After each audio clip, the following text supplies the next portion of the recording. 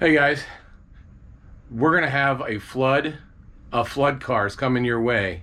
And for those who have not lived through this before, and I have on many occasions being from South Florida, after every hurricane, we see flood cars. They look like regular cars, but they're really zombies. And I'll explain why in just a second.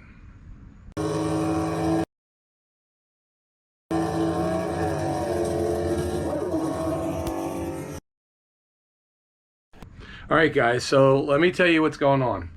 Over the last several weeks, and we're right now in the first week of November, yesterday was Halloween, I have been driving around doing my normal day-to-day here. I live about 40 miles north of Tampa. Sorry, I got the hiccups. And what we've been seeing is a lot of the Copart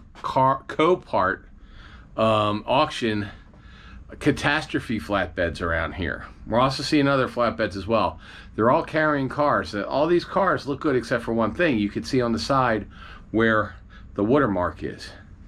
So you have Porsches, you have classic cars, you have pickup trucks that look fine, you've got older pickup trucks, newer pickup trucks, Teslas.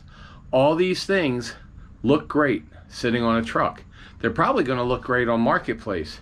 They're going to look great in a used car lot outside of Florida. What you're never going to know is these zombie cars are flood cars.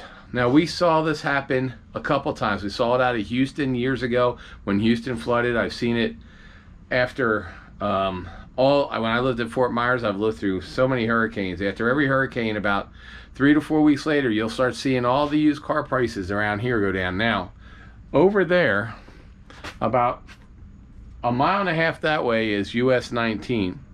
Actually a little farther than that, but US 19 is that way.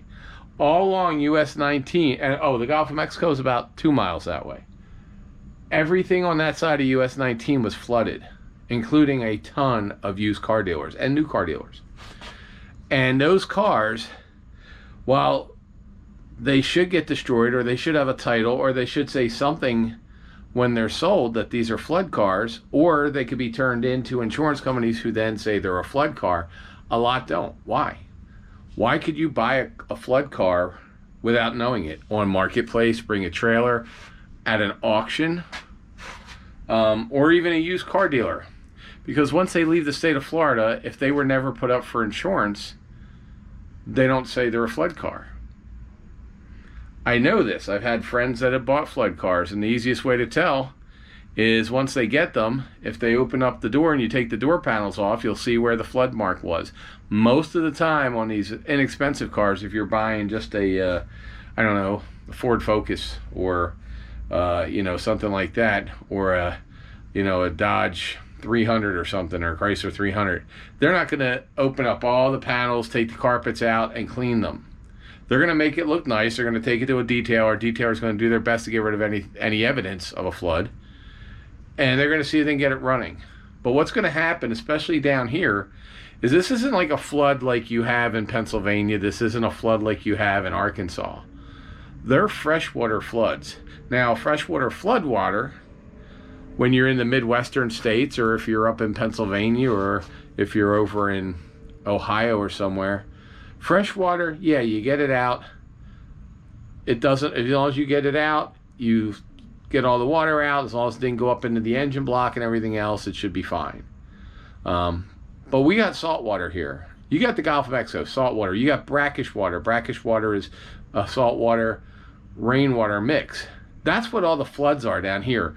Tampa Bay, underwater. Hillsborough County, underwater. Hillsborough County was still underwater. You saw my video I put up, my short that I put up like a week and a half ago, 2 Saturdays ago, which was almost a month after. There's still neighborhoods right now that are still got salt water flooding from tides on their streets. Now, all those cars obviously are not insured, and a lot of people are going to say, well, I could get $2,500 for this thing insured by the insurance company, or I'll just sell it to an auction, or I'll just sell it outright on Marketplace, or I'll sell it to a used car wholesaler, not tell them it was a flood car, and I'll get 3 or 4 times the amount of money.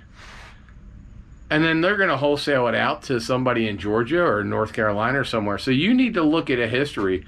If you're buying a car, especially like a hot rod or something, I'll tell you what, people, a lot of the neighborhoods here, people had hot rods, and they had street rods, and they had muscle cars, and they had exotic cars. I mean, there's a couple neighborhoods here on the islands where people I know, I've been in those areas, and I know that there's exotics. You got Lambos, and you got Ferraris, and you got Vipers, and you got all that kind of stuff.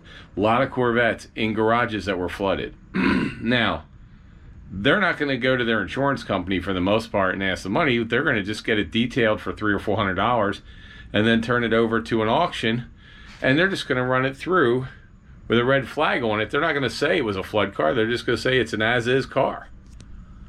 And it's going to end up going to California or New York or Ohio or Montana if it's, you know, a big giant F-350 or something. And in about a year, when your power windows start going up and down and all your lights start popping on or none of your lights start popping on, or the rear end makes weird noises because there's water in it, it's not going to be as easy as you think with water, and like, you know, with you're going to look at it and go, oh, well, there's something wrong. It's going to take a while because it's corrosive. And like I said, on the cheaper cars, if you're buying a car for $4,000 that's a Volkswagen or a Toyota or a Nissan or something, they're not going to go in and clean out all behind the doors and take all the interior out, put the interior back in. But they're going to do that if it's a 911 Carrera or a GT3 or a Viper. But they're not going to be able to get to it all. It's salt water, folks. And especially the Teslas and all the EV cars from here, they're going to catch fire at some point. Salt water does not mix at all. And we have the fires here. Even the mayor came out and said, hey, if you have salt water, we have a parking garage that they're allowing people to use downtown just for electric vehicles so they don't all catch fire, because a lot of them caught fire. And it might not be the day of, it might not be the month of, it might be 6 months down the road. I mean, you can go look that stuff up. But we're going to get a flood of flood cars in this nation, just like we did when Houston went underwater. Ton of them. And they were shipped all outside of Texas. Because if you keep them in Florida, if you keep them in Texas, if you keep them where they're flooded, they have to have a flood title put on them. But once they ship out of our state, that's it.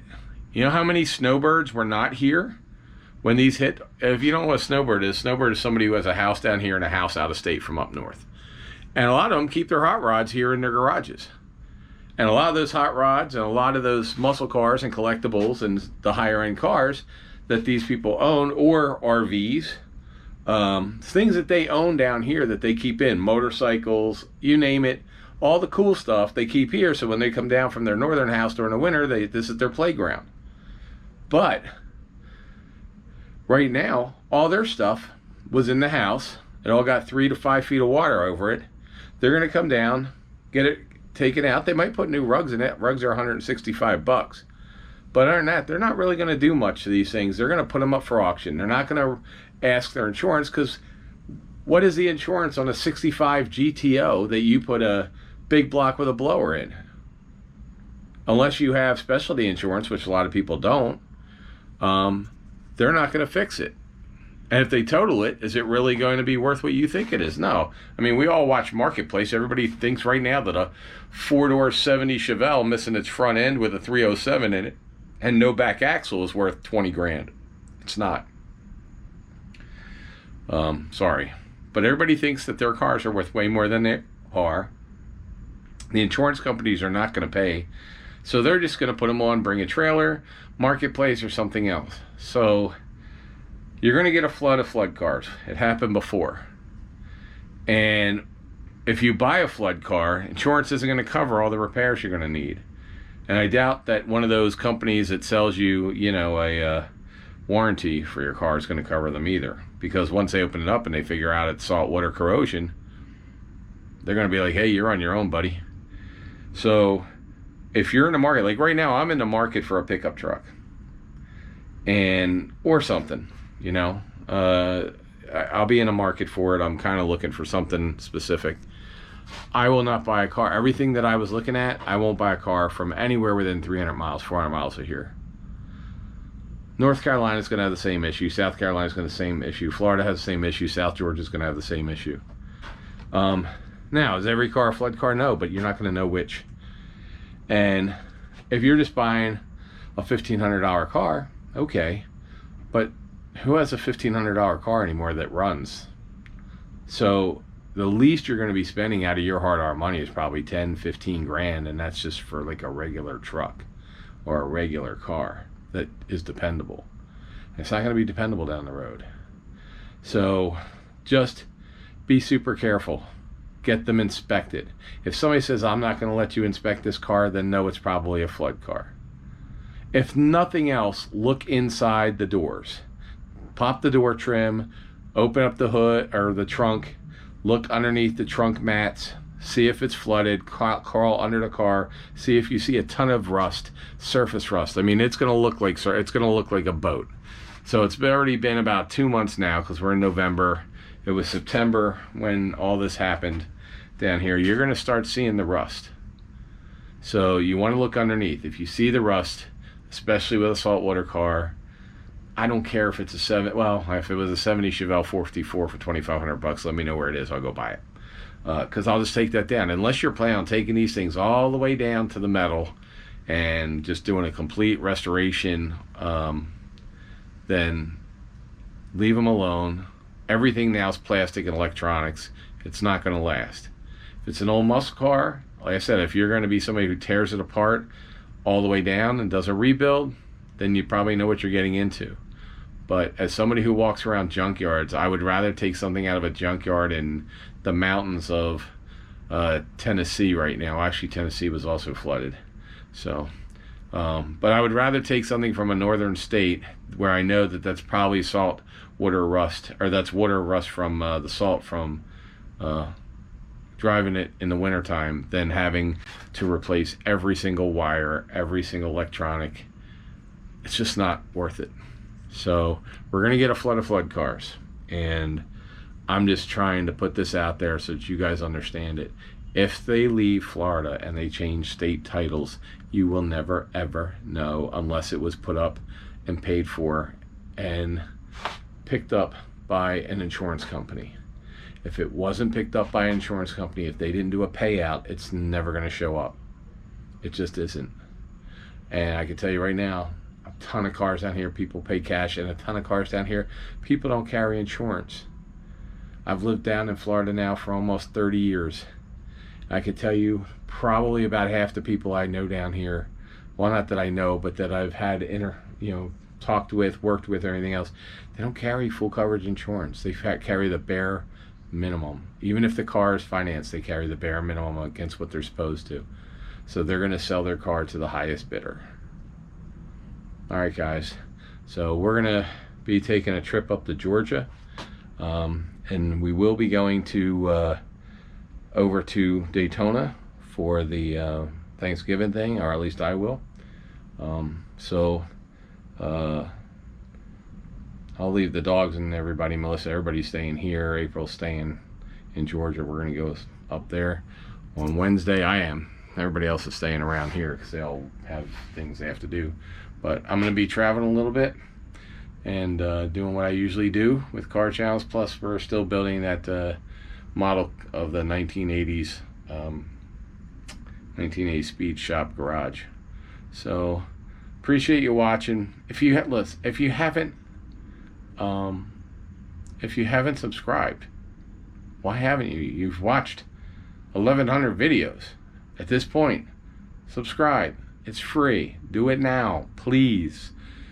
I'm trying to get up to about 30,000 subscribers. We're at around 24,000. I get about 500 new ones every month. So, but 130,000 of you watch these videos every month. So please, if you haven't subscribed, click it, like me. I also have I'm also on, what's it called, Facebook now. So we have a group, Junkyards and Barn Finds with Sean. It's a group, check it out. All right, guys, I appreciate everything. Have a great night. Bye-bye. April, should they subscribe to this channel even if they don't like cars today for this one? Probably just for this one.